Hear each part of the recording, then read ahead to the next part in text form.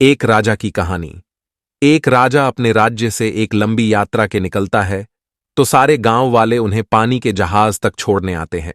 तो राजा जैसे ही पानी के जहाज पर चढ़ता है तो उसके गांव का एक आदमी उनके पास आता है और उनसे कहता है कि राजा साहब, जब आप जंगल से होते हुए जाएंगे तब आपको जंगल में 2 फुट का आदमी मिलेगा और वह आदमी आपसे लड़ने के लिए चैलेंज करेगा, तो आप उसे जान से मारे बिना आगे मत बढ़ना। अब राजा उस आदमी की बातें मानकर यात्रा के लिए निकल जाते हैं।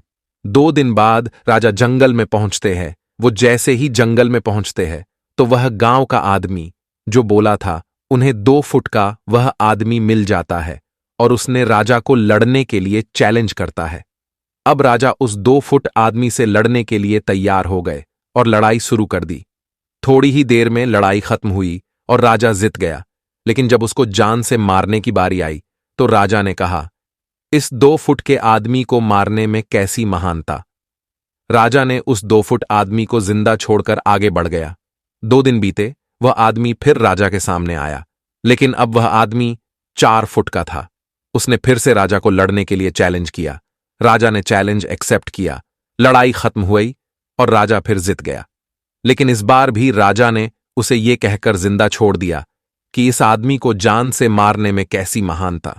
2 दिन बीते, वह आदमी फिर से राजा के सामने आया, लेकिन अब वह आदमी 6 फुट का हो गया था। उसने फिर से राजा को लड़ने के लिए चैलेंज किया।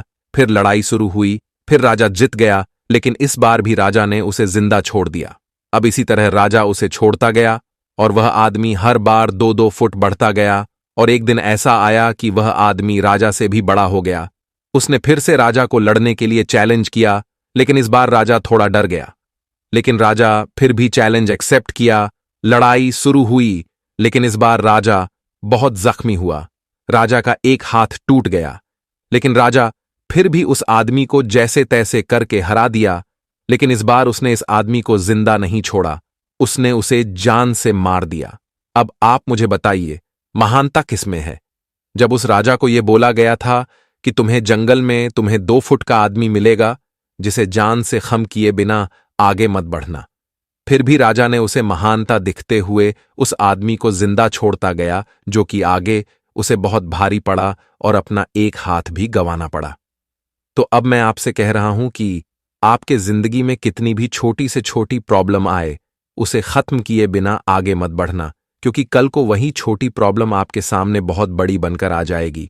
और इन छोटी छोटी प्रॉब्लम को सॉल्व करने से आपको एक्सपीरियंस होता है और बाद में आपकी जिंदगी में कितनी भी बड़ी प्रॉब्लम क्यों ना आ जाए, आप उसे भी बड़े आराम से सॉल्व करके आगे बढ़ जाना।